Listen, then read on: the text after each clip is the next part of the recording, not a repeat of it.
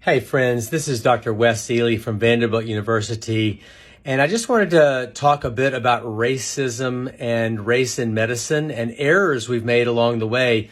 I think this is an important topic because there are things that people have been taught, like me earlier when I didn't have gray hair, about the science of race in medicine that are all wrong. And I'm going to give you three quick examples today. One is related to lung function, two related to kidney function, and three related to the color of our skin and how we get wrong measurements when we measure oxygen levels, for example, during COVID. So first off, regarding lung function, for decades, we have been adjusting people's lung function measurements in our pulmonary labs based on the color of skin. And it has no scientific basis. It's all just stemming from racist thoughts about differences between white and black lung function. We need to get rid of those adjustments because they aren't real. Secondly, kidney function. We've done the same thing with kidney function where when we measure how well somebody's kidneys are working, we have been taught to adjust for color of skin, and we now have disproven that in science. And yet some people still use these measurements around the world, making mistakes in adjusting how people's kidneys or measuring how people's kidneys work.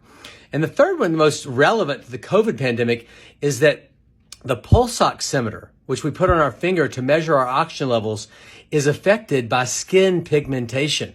And we actually have a report now of over 125,000 readings of pulse oximeters showing that people with dark skin actually get an overread on what their pulse ox says. So that, for example, if they got into COVID pneumonia, came in the ER to get their oxygen levels measured, the pulse ox would read falsely high. It would overestimate their levels. So if they came in and had a level of 92, 93%, I would be lulled into thinking that they were normal when in truth, their level could be like 88%, 87, something dangerously low. So I have to know that, and you need to know that, so that if you're getting your oxygen levels measured with a pulse ox and you have dark skin, that we can use, for example, a blood draw to measure that more accurately and understand if different therapies are needed for somebody with COVID if they have dark skin and we've misrepresented what their oxygen levels are. All these things are, I think, critical issues for us to consider when we're trying to rid the world of racism and especially the world of medicine. There's no place for it in the world of medicine.